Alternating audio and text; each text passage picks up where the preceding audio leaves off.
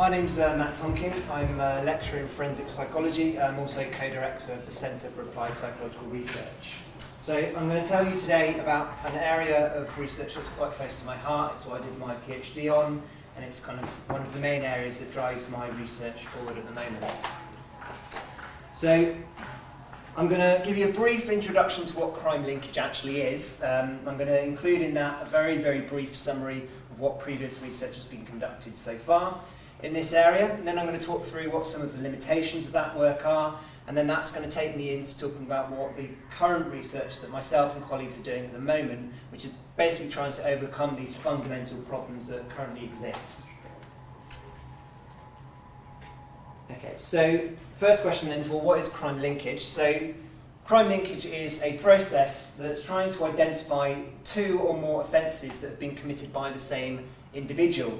And it's using as the basis for that decision similarities in offender crime scene behaviour. So the rationale behind this then is if you've got two crimes that are committed in a very similar way behaviourally, so similar level and type of violence, similar sexual behaviours, similar property stolen and so on, that high level of behavioural similarity between two or more crimes might allow you to predict that they're committed by the same individual. Conversely, you might have two crimes that are committed in a very different way behaviourally, and that might allow you to predict they're the work of separate, different offending groups. So that is essentially what crime linkage is. So as an example, we've got two, these are real offences, two commercial robbery crimes here. First offence, target was a shop. Two offenders have gone in, they're wearing balaclavas to hide their identity. They have a knife, they are making some verbal threats, and then they're making away with some cash. The second offence, again, the target is a shop. This time there's only one offender. The offender's gone in, again, they've got a knife, they're using verbal threats, and they're making away with cash, but they've not tried to conceal their identity. So the question is, are these two crimes committed by the same person or by different offending groups? So this is, to answer that question, basically you have to, or you might go about looking at, well, what are the behavioural similarities between those two crimes and what are the differences in offender crime scene behaviour? So if we're thinking about what similarities there are between those two brief descriptions, you might say, okay, well, in both offences a weapon was used.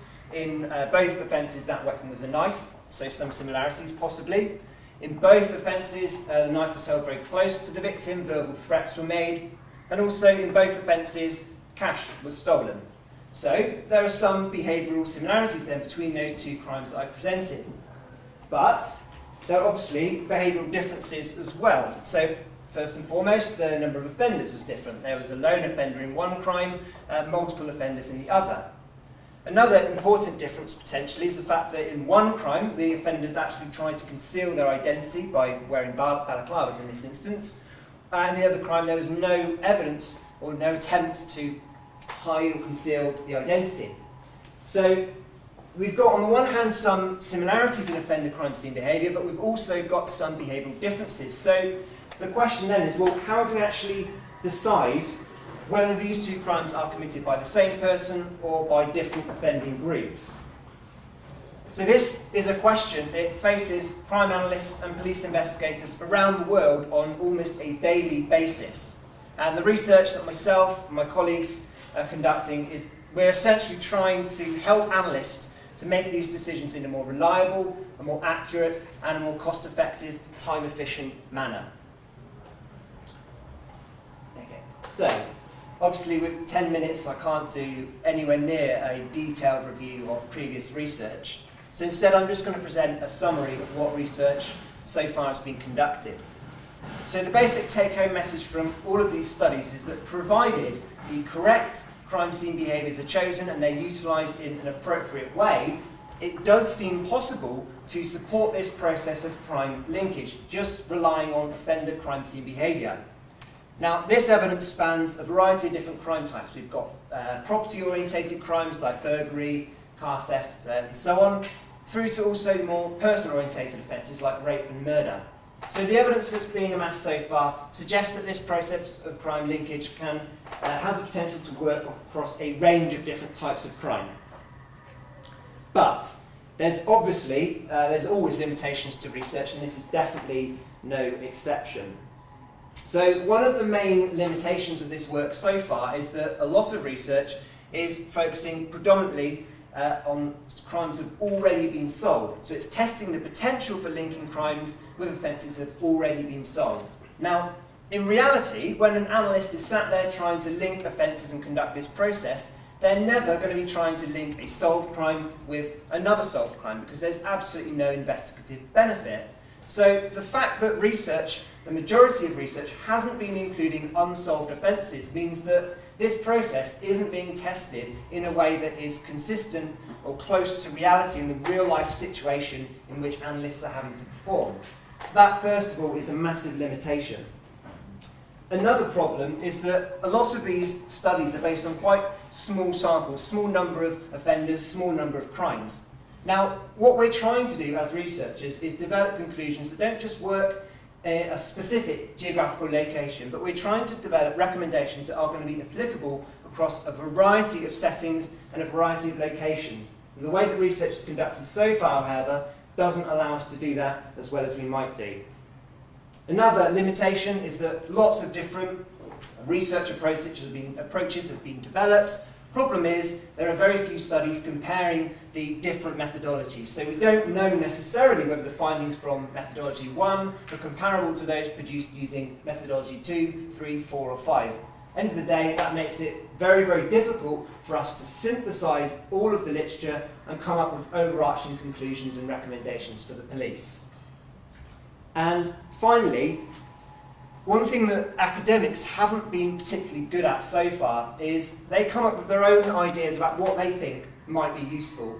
There are some very good examples of academic practitioner collaboration, but it hasn't been as good as it can be. What that means is that researchers aren't always producing work that's actually directly addressing problems that practitioners want answered. And that's obviously a massive problem in an applied area of research like this. So, these are major problems in the area. So I'm now going to go on and tell you about a couple of projects that myself and colleagues are conducting at the moment, which are essentially trying to overcome some of these fundamental problems. So the first project I'll mention is it's a project that's funded by the Leverhulme Trust. We've been fortunate that we're able to bring together researchers and practitioners, so people who are running units and doing this practice in real life on a daily basis. We have a number of these people from around the world together, and we're engaging in a collaborative project that's hoping to overcome some of these problems. So the aims of the network, we're gathering at the moment, we've almost finished doing this, a large sample of these serious offences from around the world, sexual offences and murders. Again, the idea of doing this is it puts us in a position to develop recommendations that don't just work in one country, but they have replicability potentially across the world. Also, part of this database is that we are gathering together a number of different types of offences. Some are solved, some are unsolved, some are part of long offence series, others might be one-offs. Essentially, this is getting us closer to the real-life data that when an analyst is sat there trying to link crimes, this is the data that they are working from. So by getting closer to reality, the conclusions that we're hopefully going to reach are going to have much more applied value and hopefully much more impact. Also, we're comparing lots of different statistical techniques. I'm not going to talk in detail about that. Hopefully, though, we're applying these different techniques to the same data set. It's going to give us an idea about whether the findings from different methodologies are comparable or not. Also, it's not just about these 1 or 2 projects we're doing. We're actually developing a 5-year research strategy, and this is fundamentally based on the suggestions of practitioners and what they want researched. Now, to avoid Robert lynching me, I'm going to move on. Okay, so another project I'd like to briefly mention. This is a project we recently got a small amount of funding for. It's very similar in aims to the C-Link project. However, the C-Link project is based on violent and sexual offences. This has a very similar aim, but focusing on acquisitive acquisitive crimes, car theft, burglary, and robbery. So we have funding to run a series of seminars where we're hoping to get academics, practitioners together and start generating ideas for research that practitioners want doing in the future. So hopefully this will produce some useful findings that's directly relevant to the practice of the police officers that visit. And finally, this is another project which is almost concluded at the moment. We're comparing lots of different statistical techniques. I'm working in collaboration with colleagues from Belgium and the Netherlands. And one of the long-term outcomes possibly from this project is a computer package that is going to hopefully help analysts to conduct this process of crime linkage in a more more time-efficient way, a more reliable and a more accurate way.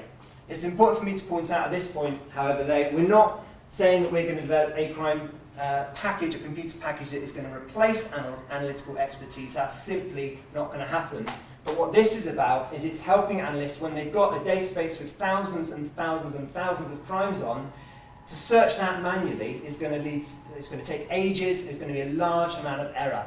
This package is going to be here at the early stages to help focus analysts on perhaps a small number of potentially linked crimes and just make that process easier than it is currently, because it's a massively difficult task. And there are analysts who are trying to search databases of this size manually, and it's just asking for difficulties.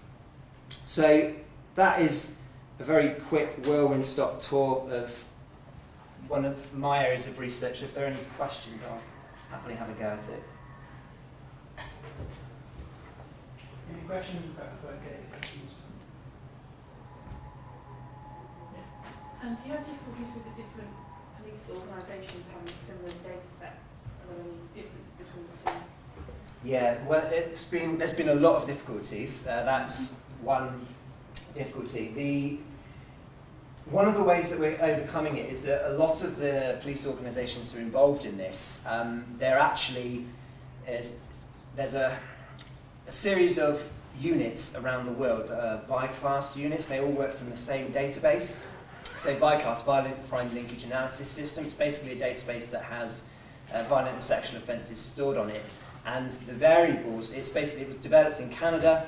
It had similar variables on it. Each local organisation can add variables, but it's essentially starting from the same basic database. So a number of the countries we've got included in this are working from that initial template. So a lot of the difference you might expect from one country to the next is minimised because we've got a data set that's starting out from the same basic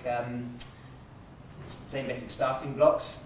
We have had there are other organisations who are involved, for example, from South Africa, and they're not using that.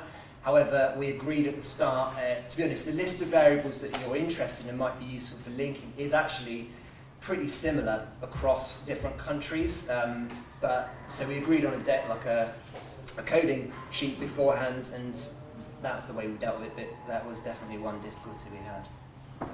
Excellent. Thank you very much.